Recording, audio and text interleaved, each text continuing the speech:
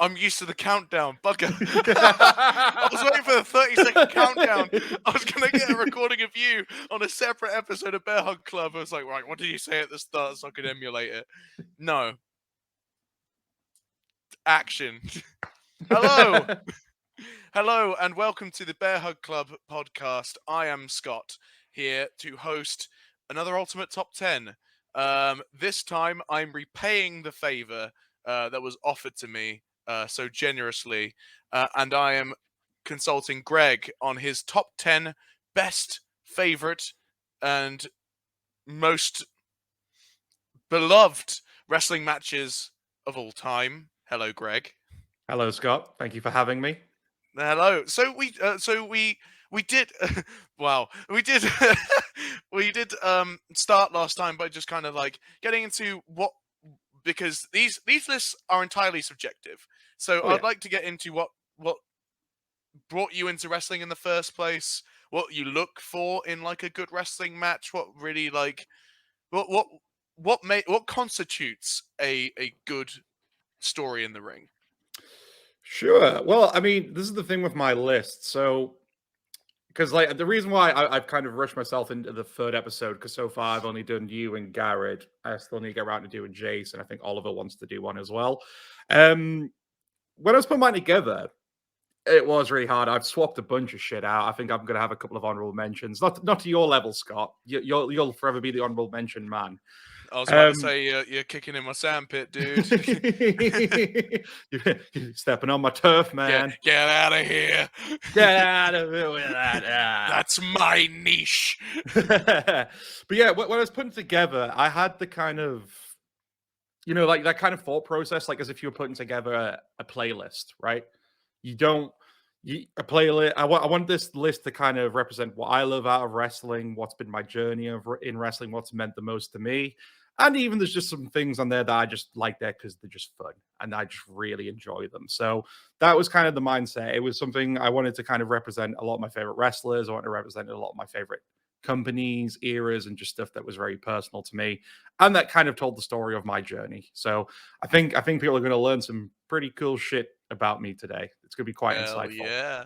Well, what was your first exposure to wrestling as like full stop? Like what happened to young Greg?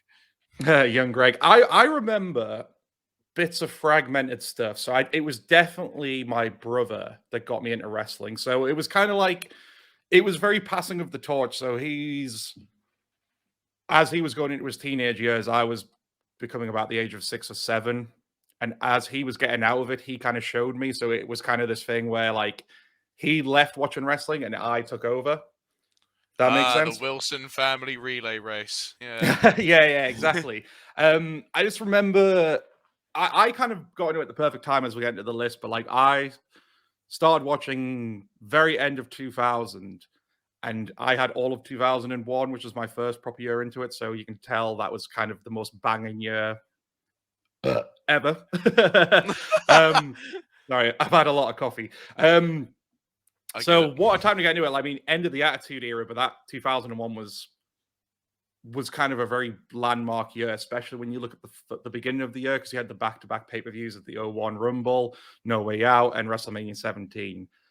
Yeah, it was kind of like the perfect time. And really from there, it was just kind of my own thing. Like he showed me it, but he never showed me what his matches were, what stuff he liked. He just showed me a pay-per-view once, and then from then on, it was just all down to me to kind of explore this crazy new world. Fabulous. And I'd say like that's a defining like era, that little sweet spot just after the 2000s, I think has defined a lot of wrestling culture in terms of its fans today. Like that Stone Cold Steve Austin sweet spot is whenever I speak to a lot of other people, ironically the same age as me or similar ages to me, they always reference getting into wrestling around that period as if like that sort of how it's described, like car crash TV, really captured the minds of and the imaginations of very impressionable, soon to be wrestling fans in a way. Yeah. It was almost cartoonish in the way it held itself. To a point, yeah. I'd say peak Attitude Era, that's when it certainly could feel like it. Like, because for a lot of people, Mania 17 is what they consider to kind of be the full stop on the Attitude Era. I'd argue the whole of 2001 up to WrestleMania 18 was the sort of the end. That was the finale, I suppose. Yeah, Ruthless Aggression. Because that, yeah, there. 02 is when Ruthless Aggression kicked in, and they were firmly they got the F out. It was now WWE. The Federation was over. Yeah, and like it maybe didn't stick the ending perfectly because I know a lot of people hate the invasion angle. I personally have a lot of nostalgia for it. Again, that was my first proper year watching wrestling. This is how I got my tutorial on WCW versus WWE. And obviously at that age, wrestling was real. It was a real thing to me. So I legit thought there was this evil company invading WWE, and I thought at the 2001 Survivor Series that there could have been a strong chance WWE was going to go out of business. I really did. So say what you want. If you're an adult fan and watch that, I understand. But as a kid, it was one of the most mind-blowing things ever, and it had a lot of real drama to it. Hey, at the end of the day, a magician can baffle you with a trick again and again and again, but as soon as he tells you the trick and how it works, you can still appreciate what's happening, but it's that initial kind of like, oh, but what if WWE get out of business now? Kind of like, once you're in that bubble, it's precious. It's really precious. Yeah. 100%, man. 100%. All right. Let's crack on into your top 10 because I feel like I've got Google open just in case I don't catch any of these references. See also earlier in my podcast tenure with the Jumping Bomb Angels. Yes, Jumping Bomb Angels. Yeah. And I, at the time, had no idea who they were, and when I looked them up, I was very, very happy. So I got Google open just in case you just stump me with your cool, obscure wrestling knowledge. But don't worry, I've got the internet to help me.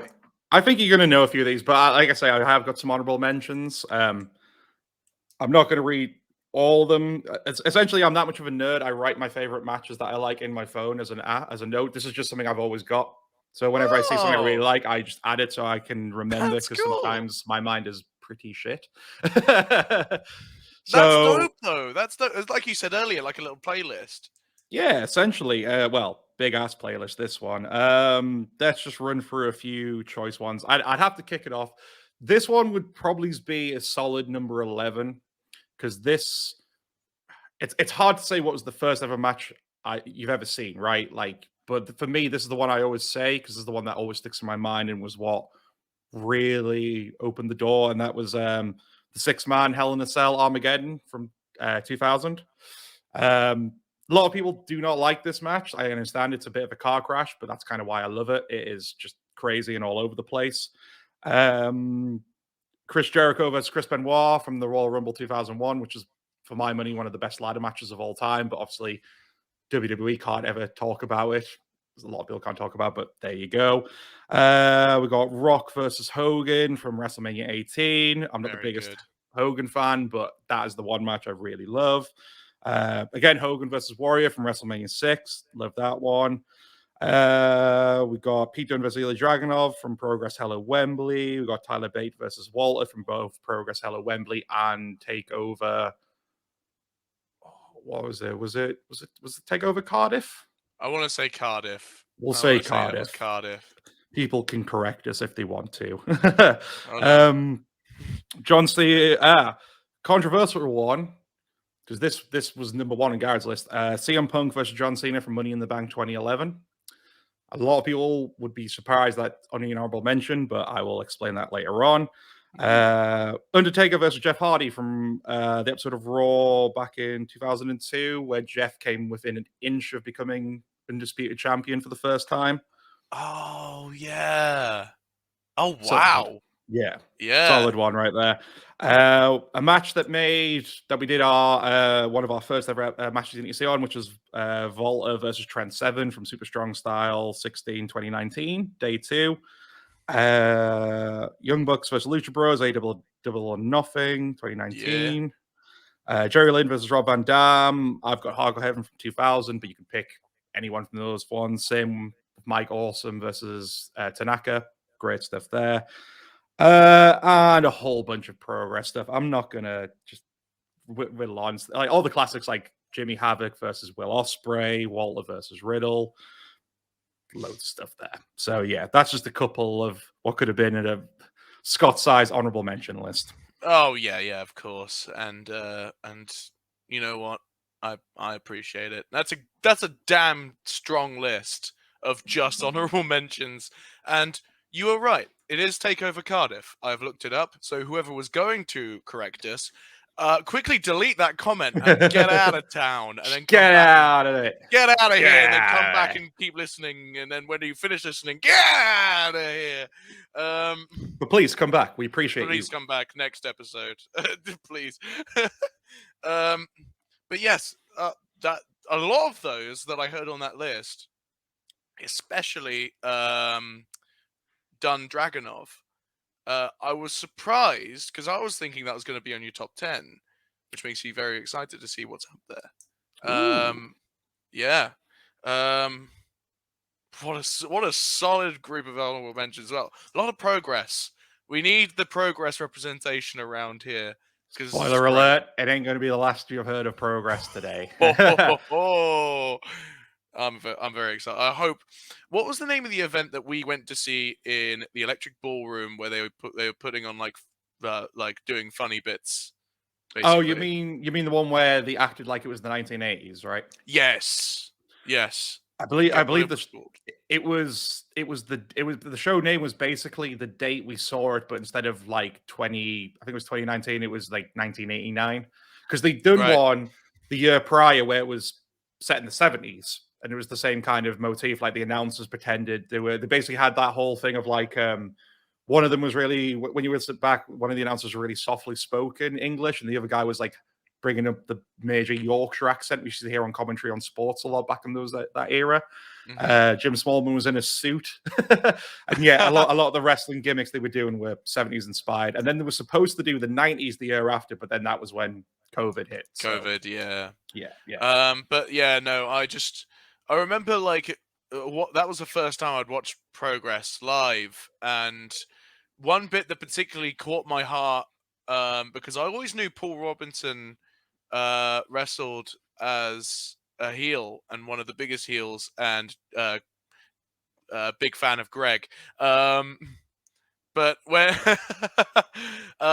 when he came out to Dirty Dancing, I was just like, man, wrestling's great. Yeah, where else will you find this? Wrestling's great. And if a company can make me feel like that, then they're way worth your time.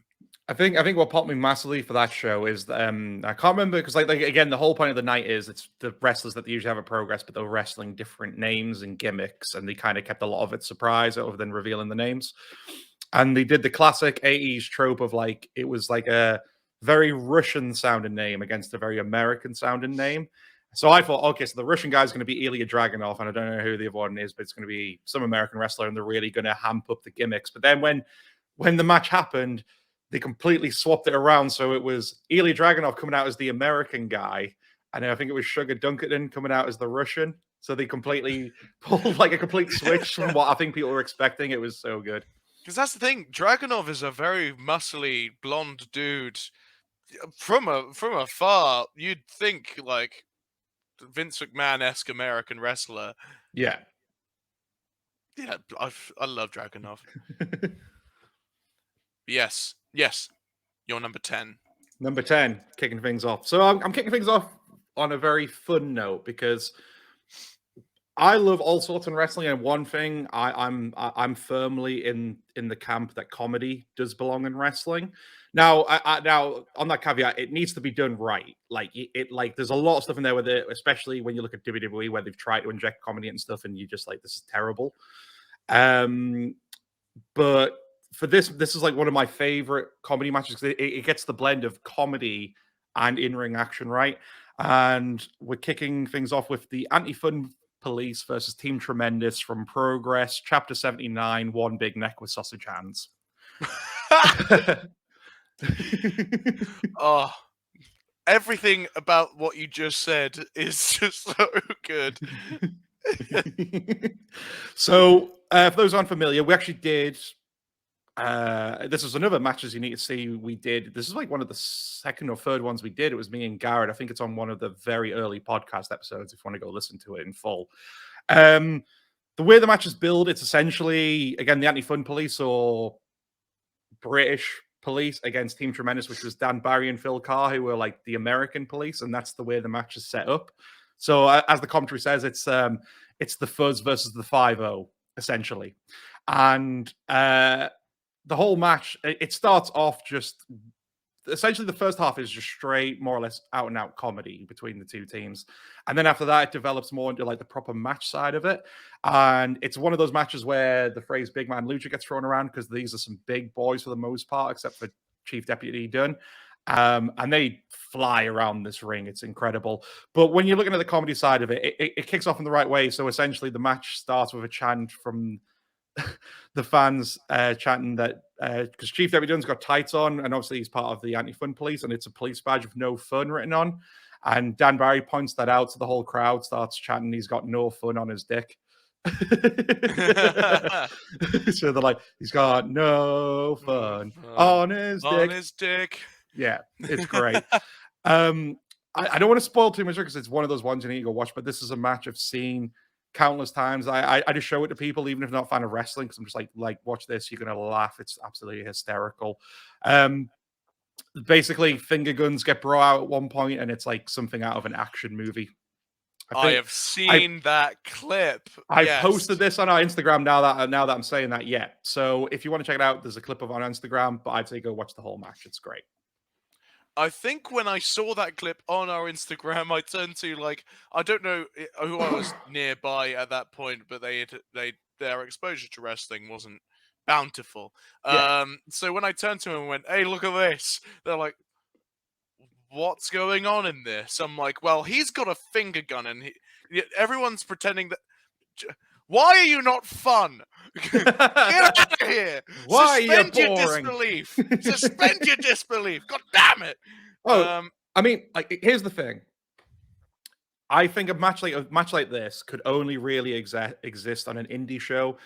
If we saw something like this on AEW or WWE, it would probably get rightfully criticized, especially because they're the mainstream product. That's where people who don't like wrestling will be looking to criticize. And if you put something like that on here, hardcore fans like us would love it, but I can understand it would get a lot of criticism. It can only really exist on an indie show like Progress, but that's where it fits so well because people who go to someone like Progress, where they're hardcore wrestling fans, they know it's predetermined. So you can have that bit of extra fun of that wink and a nod of like, okay, you had your super serious wrestling match. Let's just have one that's just a little bit silly and we can have a bit of a laugh and a bit of fun with it. And there's nothing wrong with that. I think it's great. Yeah, and like I think when I brought well, it was the wrestling show I saw for my birthday, and when a lot of the guys came down to see that who previously didn't know all too much about wrestling themselves were like, "Oh, I get it. It's like MMA meets pantomime." And you know what? Like with the style of wrestling they were doing specifically, yes, and it was very good. Props to the guys who were wrestling at that show. But I was like, yeah, in a way, like that's definitely a style of wrestling that needs to get more recognition, because to put on a show to make people laugh is an incredibly tough thing to do to a whole ass audience.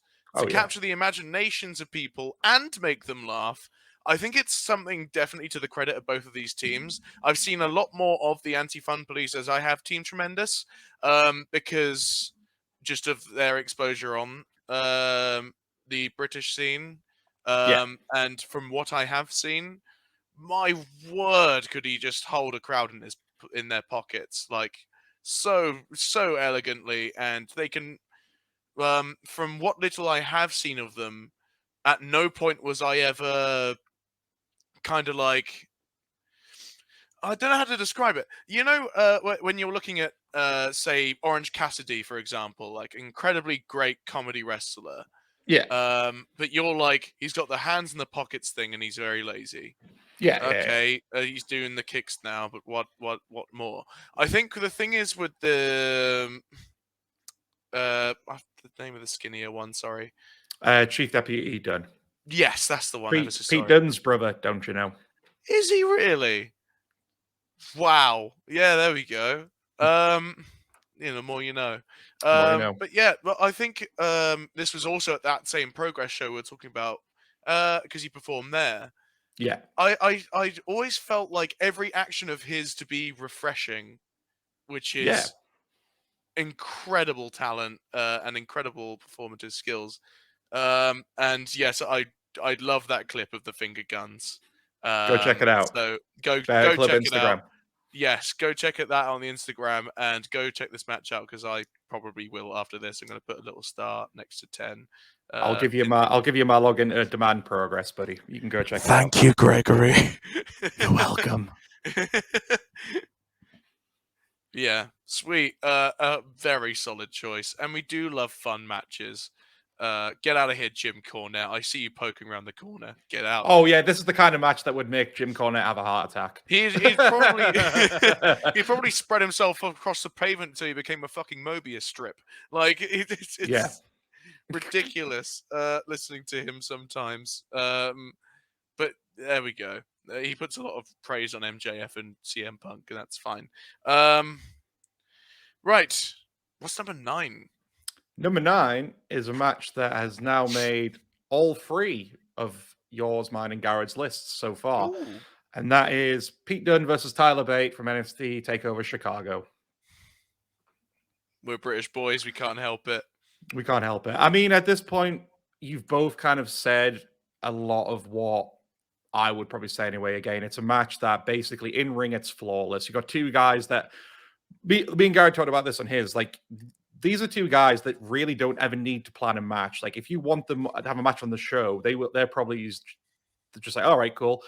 And they'll just go out there and do what they always do. Like, they don't even need to really plan anything out. They'll just have that perfect chemistry to know what spots to hit in a match. And that's why, and again, like you said, this was one of those matches that people weren't expecting to be a big hit. Like you say, there wasn't much hype for it from the crowds and the build to it. All they really knew is these were 2 guys who had done that title tournament and had been pretty impressive, but we still didn't really know a lot about them.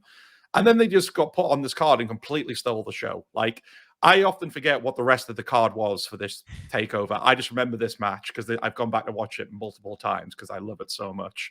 And I think what's kind of great about this match, I mean, the UK, I watched the UK title tournament and I thought it was brilliant. I would say this was the match that really made me want to go and explore the UK scene that I'd been missing out on for so long. Like, because until the tournament, I had no idea about how blossoming the UK scene was at that point. And then watching these 2, I was like, okay, so there's definitely something in the water at the UK at the moment because these 2 are unreal. And this was the match that made me think if there was ever going to be anyone to be the first ever English-born WWE champion, it'd be one of these 2. Take your pick. I don't mind. Either one is more deserving of it. And say what you want about Pete Dunne's recent cult name, Ross then be called him Butch. I still live in hope that maybe they'll both make it up there and we'll see this magic replicated. And again, I'd love to see one of them as the WWE champion. But yeah, it's just fundamentally sound. It's just even like the little... One of my favorite bits is just that bit where Tyler rebounds off the top rope and Dunne just goes, "Have it!" and just clocks him in the head. Oh. I just love stuff like that. And again, just technically solid. And it kickstarted the run of Pete Dunne being UK champion and him becoming one of my all-time favorite wrestlers. Just great. Yeah, I think it speaks to the insurmountable chemistry that these 2 wrestlers have with one another. To be able to steal a show with no build. to their feud. Well, I wouldn't say no build. Yeah. Some build. Some build. In comparison to a lot of the other matches on the NXT card. And the fact that they're going in deep into the States as well, doing what they do.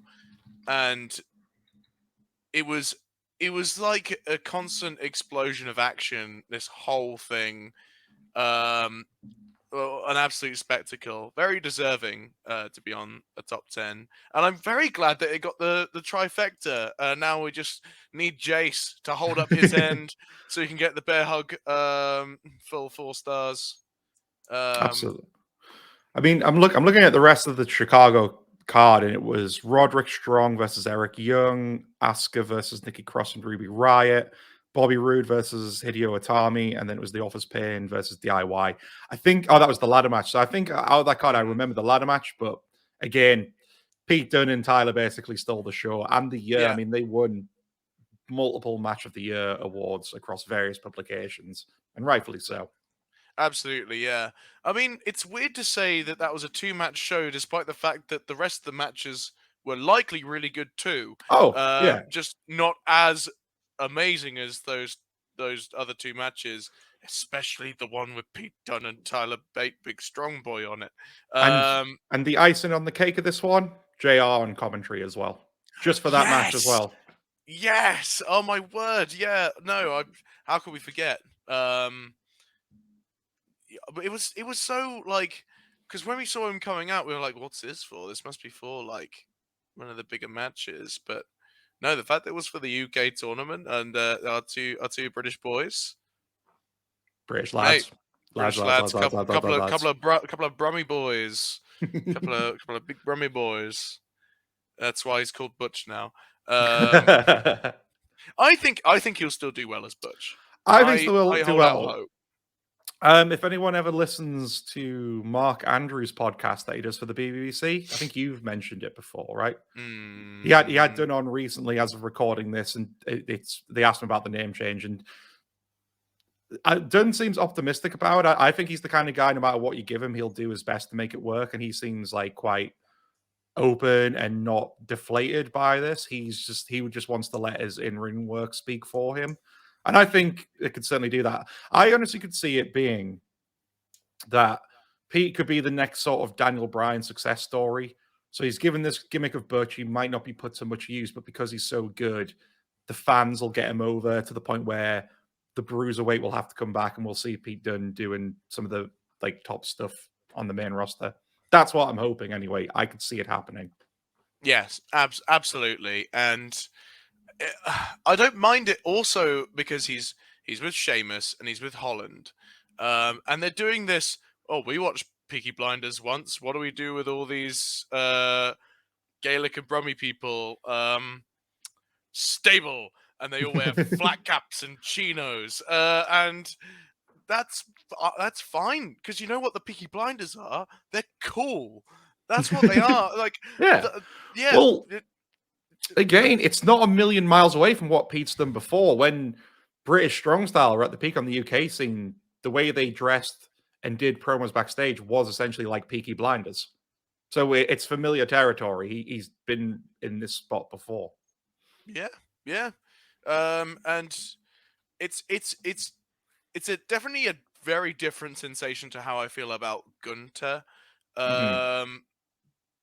Because I don't know. I feel like Pete Dunne it's not like Walter, where it's like, come on, Walter was fine the way he is. Pete Dunne was very much like a malleable little piece of clay that sure was already in a really cool sculpture, but it could also look cool like this or like this.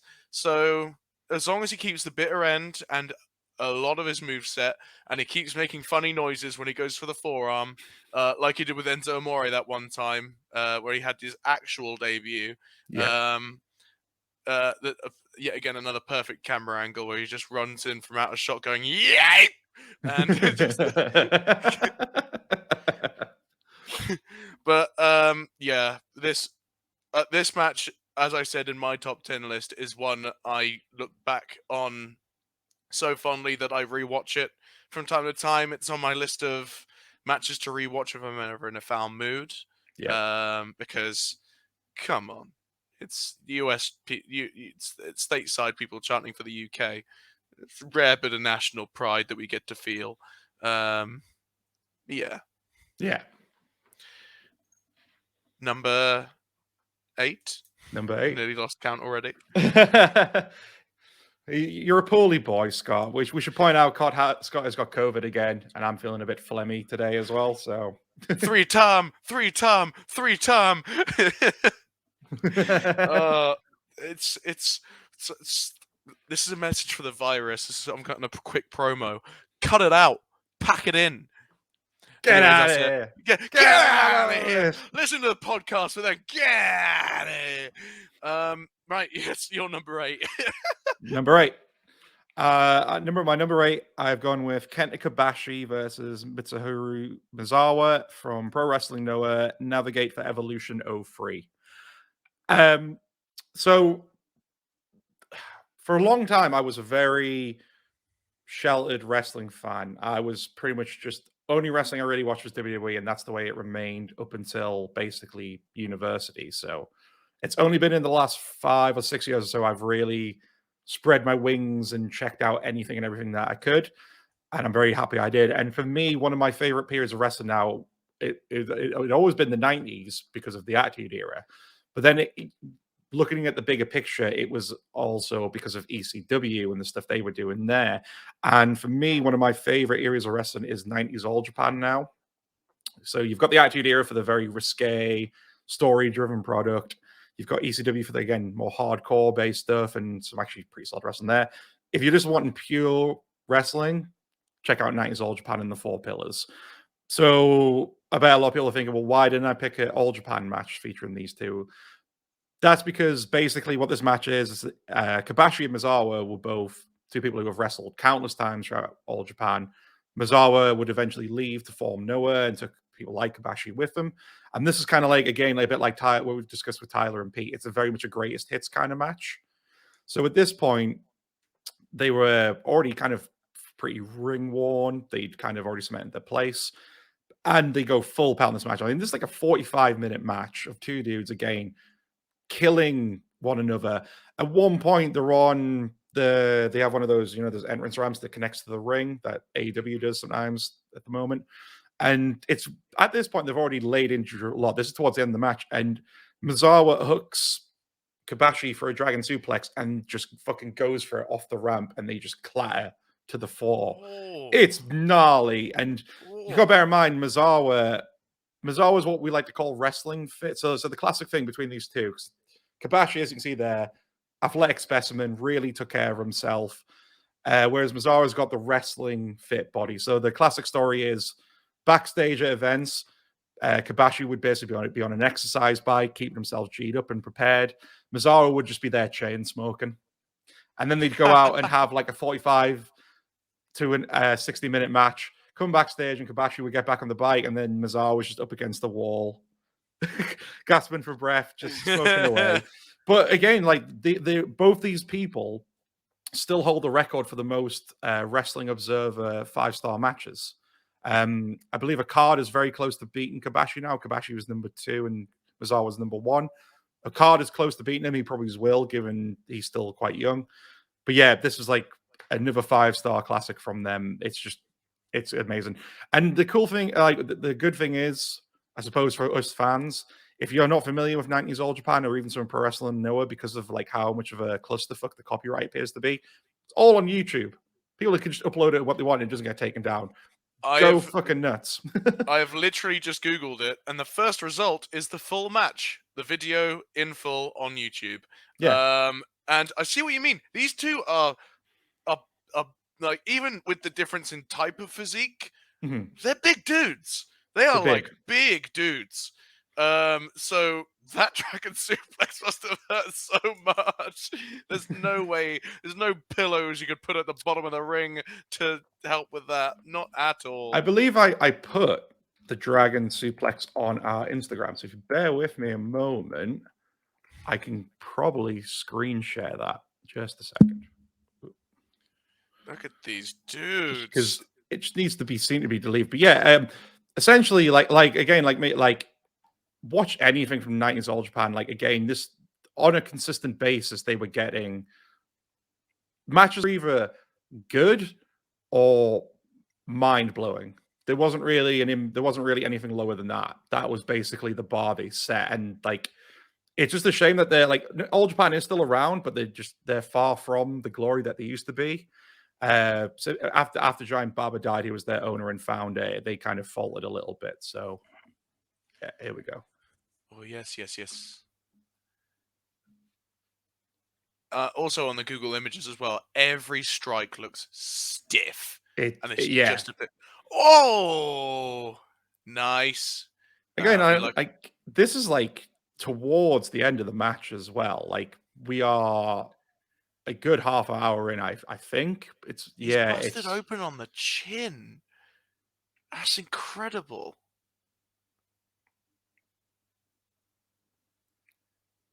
Well, okay. Even worse intentions before it, but yeah. I feel sorry for the cameraman in the mustard shirt. Oh! And oof. Yep. Oh my god. And then just right on the back of his neck. And this is like what they've been doing, what they were doing throughout the whole of the 90s. It's just mental stuff. How do you do that safely? And they could. Oh my god. You don't. Yeah. That's the answer to that one. Oh my god. Yeah, no, absolutely. For audio listeners, bless your heart. Go on the Instagram. What are you waiting for? You're listening to this podcast somehow. Go on Instagram. You know who we are. You know who we are. Follow us, God damn it. Yeah, what are you doing? Cut it out. Go and watch it.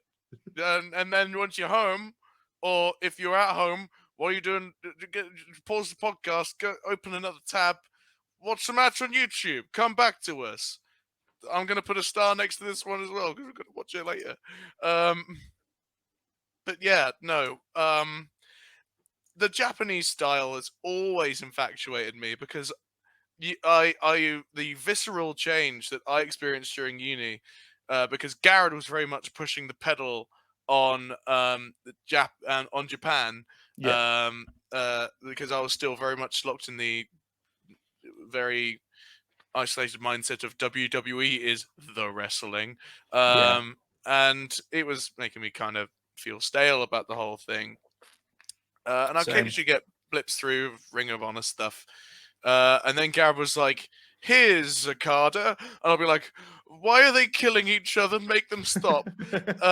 Why is the man trying to hurt the other man? I thought this was pretend fighting. What are they doing?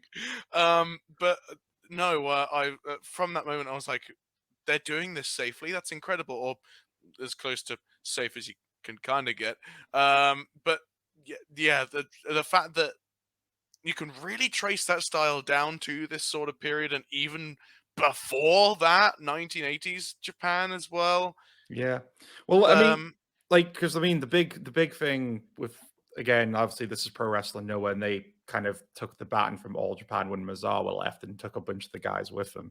But yeah, 90s Japan essentially is broken down to the two major companies with New Japan and All Japan.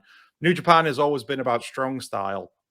All Japan is the King's Road style of wrestling, where it's story-based, but not like how WWE is, where they rely on backstage angles and promos and all the crazy soap opera type stuff. All their storytelling's done in the ring, and that's what I really love in a lot of matches. Like, I can watch a match and it can just be a physical contest, and I can love it. But if you can actually tell a story in the ring, then I'm all the more hooked, and that's essentially what these guys do throughout all of All Japan and into Pro Wrestling Noah, and again in this match, because at this point they'd wrestled each other countless times, and it was just continuing that story of these two veterans just once again going to blows with each other. Just great. Amazing for number 8. A 5-star match on for number 8, Greg. So no pressure for number 7, my dude. Dave Meltzer's watching you, maybe. Who knows? Hey, Dave. He might be. Hey, Dave. Hello. How's it going? Rate our podcast 5 stars on... Tidy your office. Tidy your office, Dave. I won't tell you twice. David! Tidy your office. Right. What's number 7? Number 7 is the most recent. Oh, you okay, buddy? Sorry, yeah, I'm Don't die choking me. on coffee. Edit that out. Okay, and an action. Action. Yeah, number 7 on my list is the most recent match. This was like a hard one because I swapped backwards and forwards with one wrestler who's still in this match, and I think I'm pretty happy that I've picked this one, and that is CM Punk versus MJF from AEW Revolution 2022, the dog collar match. I originally wanted to put CM Punk versus The Undertaker from WrestleMania 29 here, and realistically, on a different day, it probably would be here. But realistically, it's for a lot of the same reasons why they could both be here.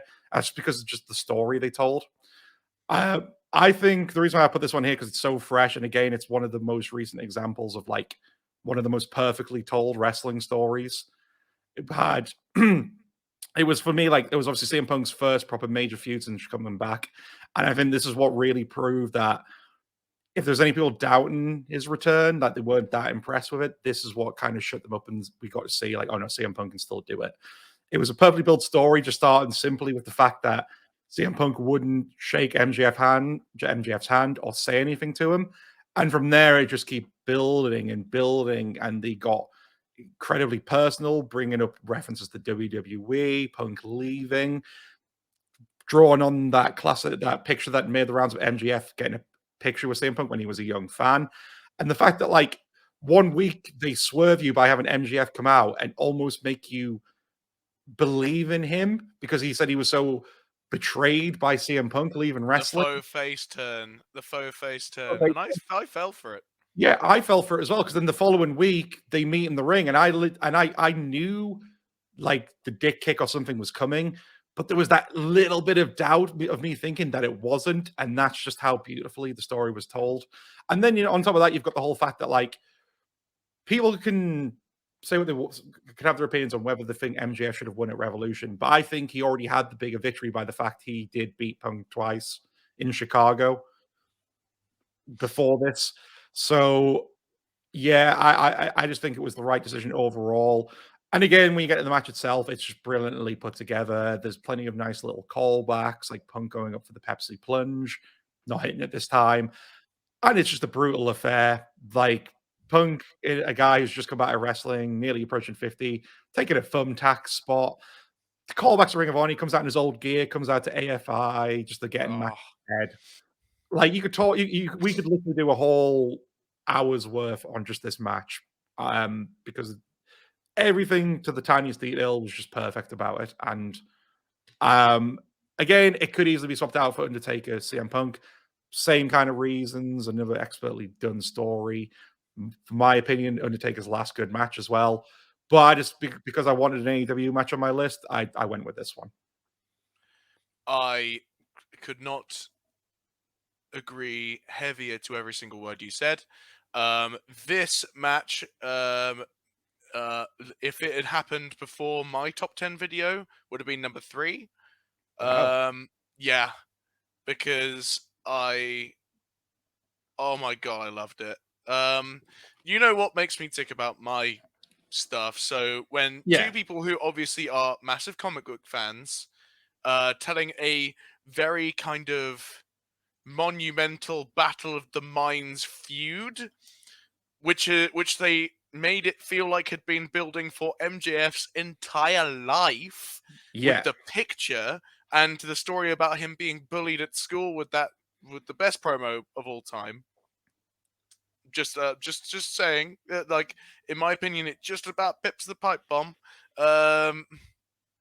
Yeah, no, come at me. That's Come a hot at me. take, but That's I respect it. It's a hot take. I respect it. I respect it. It's a hot take, but I'm a hot boy. I'm not. What am I doing? I'm so ill. I'm delirious. I think I fit in that. But yeah, I think I saw like this really good comment on the match itself, where it's like throughout this entire feud, MJF put himself as like CM Punk created his own nemesis type storyline, through like not even like hubris, just accidentally, by being such an influential figure, he created this storybook kind of syndrome from Incredibles-esque villain in Yeah, MJF. yeah. And it's every bit of it seems so thought out, methodical, incredible. Made you tune in every episode of Dynamite, and it all culminated to this like. And at the time, I was like, this match is really slow. But whilst I was watching, I was like, no, there's a reason for that. It's because they're selling every little bit of it. They're selling every bump, every hit with the chain, to the point where they are both gushing with blood, and they're leaving it all on the table, and it culminates also perfectly. And Wardlow is just one of those wrestlers that has always been like kind of there. He's Yeah, like the guy in the background of the screen painting. He's always there, and he's always like significant. He's got the look for sure. And I didn't know. I was like, always like, oh, is he just a muscle guy? Is he always just kind of like gonna be the Jake Hager who comes in and muscle? But the timing and like the facials of the whole, oh, not that pocket, not that pocket. He took his time with it. He was like, he didn't get excited by the moment. He was just, nope, calm, collected. Oh, even took his time taking it out. Like, would you look at that? Really baited the crowd with it, and the crowd as well, hot for this entire thing. absolutely. Um, and rightfully so. I'm jealous of this pick because it was going to be on mine, but God damn it, it It happened should way have too been recently. mine. It should have been me. No, but you are right. I mean, again, like what I love about when you get to the match itself, it's not like an incredibly quick or fast paced match for the most part, but that's kind of the point. They kind of really, what's the right word? They really sort of bigged up the fact like the dog collar match should be a dangerous match, and that everything that's done in it should like hurts because it probably does, and that's what they do with it. Like every little move the chain, every little hit with it, it's done in such a way that like you believe that they are taking chunks out of one another, which they probably were. I mean, it's gotta suck getting whipped by a chain. I can't imagine it's fun. um, and then it's just the fact like what I like about as well is that they don't. Oh, a lot of people would take this kind of match because it's a no DQ, and maybe like the dog collar should be enough, but then they'll try and add more weapons to it. Realistically, the only other thing they introduced in this is the thumbtacks, Yeah. and that's all they needed. They didn't need to go overboard with having chairs or tables along with the dog collar. They just let that be the central focus and have that little thumbtack spot at the end. And yeah, everything about it was just so well done. I mean, it was just kind of the perfect conclusion. I mean, one of my favorite parts is the whole Punk doing the cross-legged, announcing the match, asking MGF to be his Valentine, in the whole callback to just the Piper Yeah. and Cortland thing. Just so good. Amazing. And also with the Wardlow thing, like the narrative parallels of MJF not realizing that he also created his own nemesis in the Yeah, process of being him as well, and the cycle continuing and continuing. It feels like just a beautifully told story in all of its violence. And like you said, didn't need a table spot, didn't need a chair spot, didn't need a ladder, didn't need blowing through part of the stage. I get how a lot of matches do need that, and yeah. that's fine because I like that stuff. But this one knew its tone, stuck with the tone, and oh wow, yeah, oh so brilliant. If any match or feud beats this one, and I know it's still early this year, then we're in for a real treat. Absolutely. I couldn't agree more. Number 6, and Number it's 6. gotta beat the last couple. Come on, Greg. Am I just like am I just like keep having to try and peak myself? Is that what's Yeah, happening here? no, you're the one who's raising this bar, Greg. So this is your doing. This is your doing. Go on. Into 6. Yeah, number 6, a match that I've watched countless times because it's very short and sweet, but incredibly, incredibly brutal. And that's Katsuri Shibata versus Tomohiro Ishii from the G1 Climax 23 Day 4, I believe. Yeah, I absolutely love this match. Essentially, this is the match, and I use this as an example when I appeared on the Nothing More Annoying podcast to argue my case of people shouldn't call wrestling fake or judge others for liking wrestling, is when people say wrestling's fake, I will be like, okay, right, sit down and watch this match and tell me afterwards if you still think it's fake. This is just 10 minutes of two dudes murdering each other. That's the only way you can describe it. Murdering each other.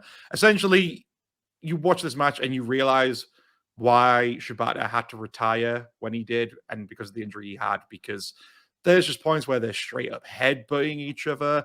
There are points where they're just basically straight up throwing forearms. My favorite spot in the match is Tomohiro Ishii is laid out, sat in the corner, and Shibata does his running drop kick. The freaking hang time he gets on it, and then the connection he makes is just brutal to watch, but an absolute chef kiss. It's just absolutely stunning.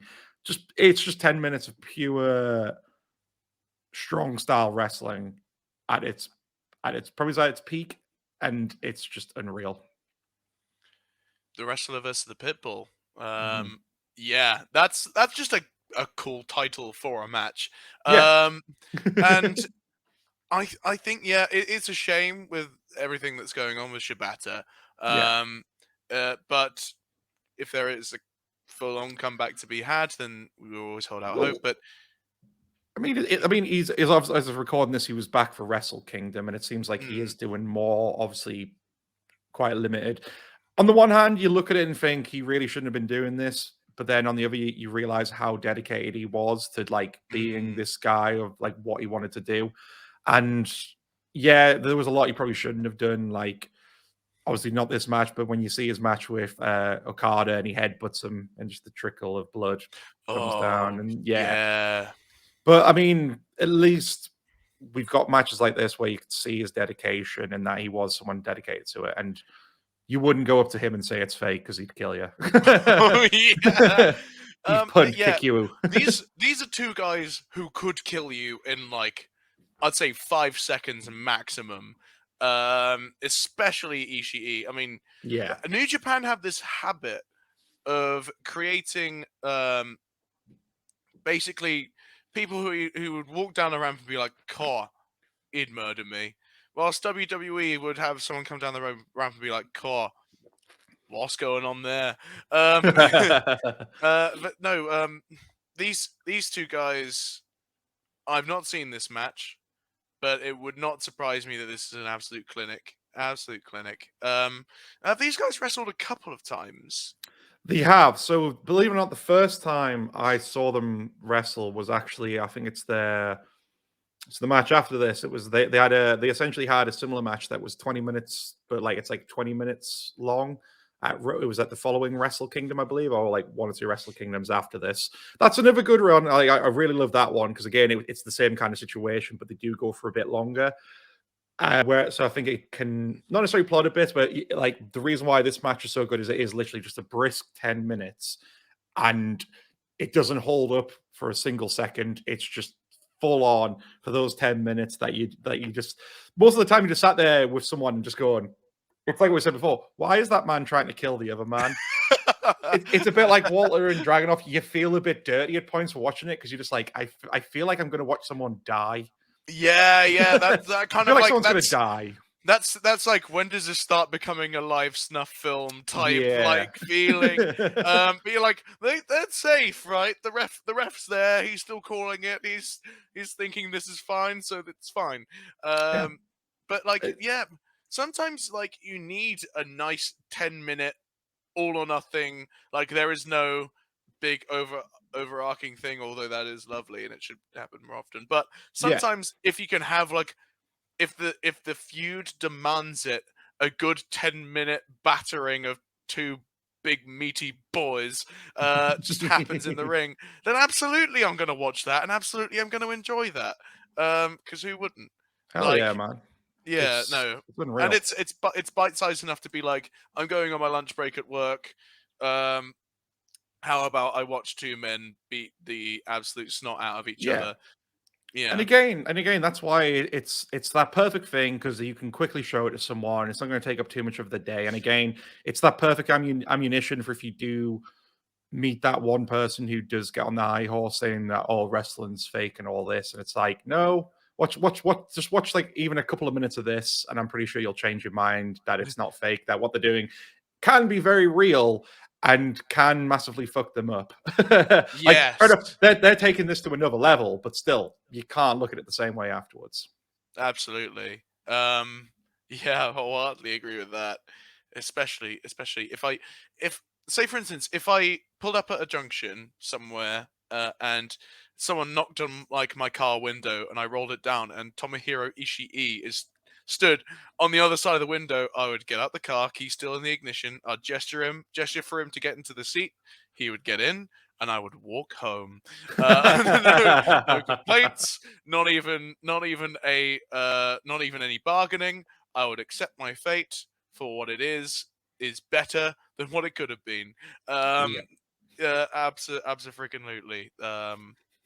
So if you're listening to this, Tomohiro, take my car whenever you need it, and please don't hurt me. You can have my work van if you want. It's all good. Ever It's wanted all to be a good. postman, Tomohiro Ishii? Tomohiro, I don't have a car you can take, but if you want to come around and just take something out of my room, I'm not going to stop you. You want a PS5? I've got a PS5. I'm just imagining like he comes through the door. It's just behind you. There's like, I like this poster, and they want the one I want to believe was like, I like this. This is mine now. It's like, yeah, cool, dude. Because I just love this image that Tomohiro Ishii is just a huge X-Files fan. I think we would get along quite well. please let this be true.